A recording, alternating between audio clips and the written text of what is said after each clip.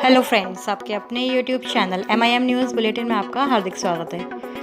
बिहार में सातवें चरण की शिक्षक बहाली को लेकर जो कल STET मामले में कोर्ट केस की सुनवाई हुई थी, उससे अभ्यर्थियों में फिर से एक बार रोष और आंदोलन की स्थिति बन गई है। और अभ्यर्थियों का कहना है कि अगर अप्रैल तक नोटिफिकेशन जारी नहीं होता है तो अभ्यर्थी फिर से एक बार आर पार की लड़ाई जो है सरकार के खिलाफ करने वाले हैं, यानी कि फिर से एक महा आंदोलन की तैयारी अभ्यर्थियों द्वारा स्टार्ट कर दी गई है। वहीं दूसरी तरफ आपको बता दें, जैसे कि ये तो आप जानते हैं कि बिना आंदोलन के बिहार में कुछ भी नहीं होता है। कोई भी बहाली प्रक्रिया तो छोड़िए, कोई परीक्षा या फिर कोई भी परीक्षा का परिणाम घोषित नहीं होता है। लेकिन जो प्रधान शिक्षकों की बहाली का नोटिफिकेशन है वह जारी कर दिया गया है BPSC के थ्रू, और इसमें लगभग 40,000 पदों पर ये जो नियुक्ति प्रक्रिया है वह की जाएगी। नियुक्ति होगी 40,000 प्रधान शिक्षकों की बहाली की। तो इसमें पहले हम देख लेते हैं कि जो नोटिफिकेशन निकाला गया है BPSC के थ्रू, उसमें 40,506 पदों पर नियुक्ति हेतु ये विज्ञापन निकाला गया है। और 28 मार्च से 22 अप्रैल 2022 तक जो है आवेदन करने की जो समय सीमा है उसको निर्धारित किया गया है। तो देखिए 22 अप्रैल तक आप लोग आवेदन कर सकते हैं। ऑनलाइन मोड में ये जो आवेदन है, ऑनलाइन मोड में अप्लाई जो है आप लोगों को करना है। BPSC की जो ऑफिशियल वेबसाइट है bpsc.bihnic.in पर आपको जाकर ये सारी चीज़ें जो है करनी है। तो देखिए जो BPSC के द्वारा विज्ञापन है उसमें 8 साल की जो अनुभव की बाध्यता है उसको लेकिन हटाया नहीं गया है। प्राथमिक विद्यालयों में प्रधान शिक्षकों की बहाली होनी है। लगभग 40,506 पदों पर नियुक्ति की जानी है और इसी नियुक्ति हेतु सुयोग्य भारतीय नागरिक तथा बिहार राज्य के निवासी, यानी कि केवल बिहार राज्य के जो अभ्यर्थी हैं, बिहार राज्य के ही जो निवासी उम्मीदवार हैं, उनसे ही ऑनलाइन आवेदन जो है आमंत्रित किए गए हैं। तो इस तरह से आप समझ सकते हैं कि सातवें चरण की बहाली भी अगर सरकार टाइमली स्टार्ट करती है और उसका नोटिफिकेशन आता है तो बिल्कुल इसी प्रकार का जो विज्ञापन है, जो विज्ञप्ति है वह निकाली जाएगी।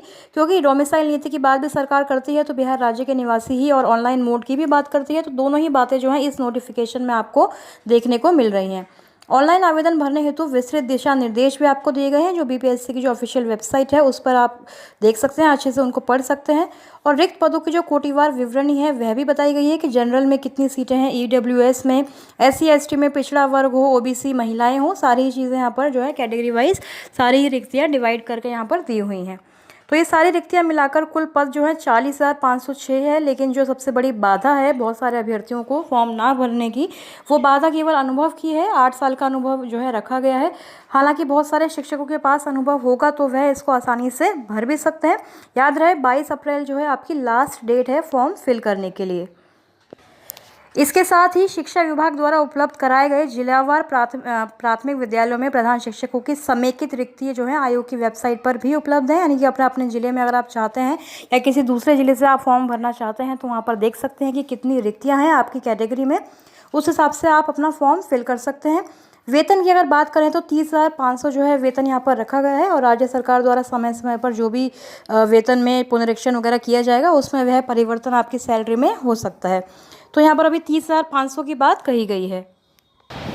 तो देखिए आप अपने स्क्रीन पर भी देख सकते हैं कि ऑनलाइन आवेदन भरने हेतु जो बिल्कुल विस्तृत दिशा निर्देश हैं वह दिए गए हैं। ये दिशा निर्देश उन अभ्यर्थियों के लिए भी महत्वपूर्ण है जो STET अभ्यर्थी हैं या फिर बिहार TET या फिर CTET अभ्यर्थी हैं जो सातवें चरण की बहाली में पार्टिसिपेट करेंगे। क्योंकि ऑनलाइन मोड में ही आपका जो एप्लीकेशन है वहाँ पर लिया जाएगा। तो उसको कैसे फिल करना है सारी चीज़ें यहाँ पर दी हुई हैं। BPSC की साइट पर आप लोग जाकर ये जो दिशा निर्देश हैं इसको पढ़ सकते हैं। ऑनलाइन आवेदन भरने से पूर्व आवेदक सुनिश्चित हो कि उनके पास कार्यरत ईमेल आईडी हो तथा मोबाइल नंबर भी मौजूद हो। क्योंकि बहुत सारे अभ्यर्थी ऐसे हैं जो अप्लाई करते हैं लेकिन ईमेल आईडी नहीं होती। तो इस चीज़ का आपको बिल्कुल इंश्योर हो जाना है कि आपकी ईमेल आईडी वर्किंग हो, मोबाइल नंबर भी आपके पास हो। आवेदक उक्त ईमेल आईडी तथा मोबाइल नंबर को अंतिम परीक्षा फल प्रकाशित होने तक सुरक्षित भी रखेंगे। साथ ही आवेदक ऑनलाइन फॉर्म भरने से पूर्व विज्ञापन का अध्ययन अच्छी तरह से कर लेंगे कि वे उसके लिए एलिजिबल हैं भी या नहीं। और आवेदन भरते समय सभी वांछित प्रमाण पत्र मूल रूप से उनके पास उपलब्ध भी होने चाहिए। क्योंकि आपको एप्लीकेशन फॉर्म में ये जो है स्कैन वगैरह भी करने होते हैं डॉक्यूमेंट्स, तो सारे ही ओरिजिनल डॉक्यूमेंट्स आपके पास मौजूद होने चाहिए। तो इस तरह से ये आपको पहले रजिस्ट्रेशन करना होगा, उसके बाद फिर जो फॉर्म आएगा उसमें आपको सबमिट करना है फाइनल जाकर। तो ये एप्लीकेशन फॉर्म जो है आपको पूरा प्रॉपरली आपका फिल आपको करना है।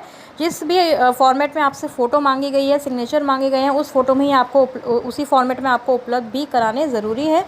सबमिट करने से पहले यह सुनिश्चित कर लें कि सभी जो सूचनाएं हैं, विवरणी हैं, आपने सही तरीके से, स्पष्ट तरीके से अपलोड की है। क्योंकि एक बार फॉर्म सबमिट करने के बाद किसी प्रकार का जो परिवर्तन है वह संभव नहीं है। आवेदक पूरी तरह से संतुष्ट होने के उपरांत ही सबमिट बटन पर क्लिक करेंगे।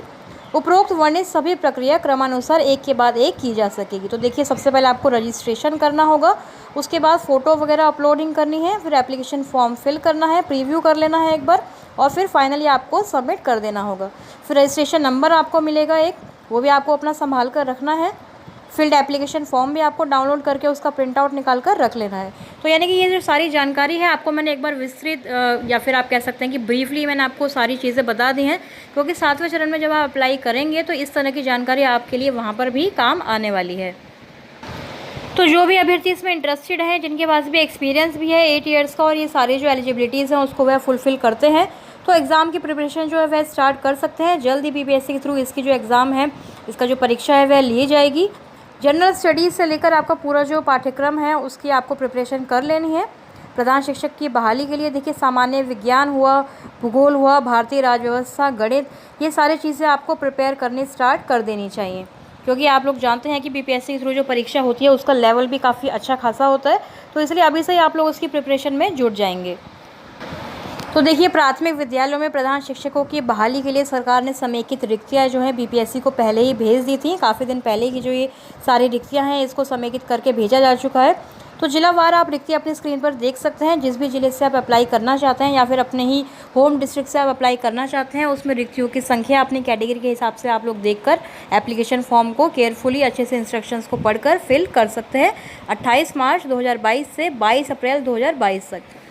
तो ये तो प्रधान शिक्षकों की बहाली की बात हो गई, लेकिन एसटीईटी अभ्यर्थियों की और जो सीटेट अभ्यर्थी हैं, बिहार टीईटी के जो वंचित अभ्यर्थी हैं, जिनकी बहाली 6 फेज़ में नहीं हो पाई है, तो उन सब की बहाली के लिए देखिए अभी आपको और लंबा इंतज़ार करना है, या फिर कुछ अभ्यर्थियों का ये भी कहना है कि उन्हें लंबा इंतज़ार नहीं करना।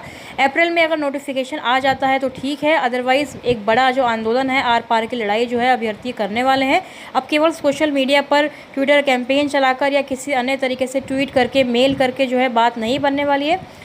सभी अभ्यर्थियों को एकजुट होने की ज़रूरत है। बिहार टीईटी की मांग कर रहे अभ्यर्थियों से भी हम यही कहना चाहेंगे कि देखिए, उससे पहले सीटीईटी की जो परीक्षा है वह कंडक्ट हो सकती है, तो इसलिए आप लोग सीटेट पर ध्यान दें। बिहार टीईटी की अगर आप बात करेंगे, उसके लिए अगर अपील करेंगे, और सरकार भी यही चाहती है कि कोर्ट केस की आड़ में वह बिहार टीईटी परीक्षा जो है उसका नोटिफिकेशन निकाल दे, ताकि 2-3 साल आराम से परीक्षा लेते लेते, रिजल्ट देते देते, और उसके बाद सर्टिफिकेट नहीं मिलेगा, परीक्षा के ऊपर बहुत सारे कोर्ट केसेस हो जाएंगे और बहाली प्रक्रिया डिले होती जाएगी। तो सरकार यही चाहती है, और ये प्रधान शिक्षकों की बहाली जो सरकार कर रही है और साथ ही जो प्रधान अध्यापकों की बहाली है, इसको भी सरकार ने बीपीएससी के थ्रू जो नियमावली वगैरह बनाई गई, बीपीएससी के थ्रू बहाली की बात की गई, वो भी इसलिए हुआ है क्योंकि बहुत कम उम्मीदवार हैं। सरकार कभी भी यह नहीं चाहती कि बहुत सारे अभ्यर्थियों का चयन हो जाए, या फिर ये बहुत सारी बड़ी संख्या में अभ्यर्थी जो हैं चयनित हों, क्योंकि सरकार हमेशा ही बहाली से बचती आई है, ताकि कम लोगों को वेतन देना पड़े, कम अभ्यर्थी जो हैं बहाल किए जाएँ। तो इसलिए भी 8 वर्ष का जो अनुभव है उसकी बाध्यता को रखा गया है। तो ये बाध्यता होने के साथ भी अगर आप एलिजिबल हैं तो आप इसमें अप्लाई कर सकते हैं। अगर आपके पास 8 ईयर्स का एक्सपीरियंस है किसी भी स्कूल में, या फिर रेगुलर सर्विस आपकी 8 ईयर्स तक है, तो एक्सपीरियंस सर्टिफिकेट लगाकर आप अप्लाई इसमें ज़रूर कर सकते हैं। तो इस वीडियो में फ़िलहाल इतना ही। आगे कोई भी अगर अपडेट आती है 7th फेज़ के रिगार्डिंग तो आपके साथ ज़रूर शेयर करने की कोशिश करेंगे। अभी के लिए इतना ही। हमारे चैनल MIM न्यूज़ बुलेटिन से आप जुड़े रहें, चैनल पर बने रहें। Thank you for watching.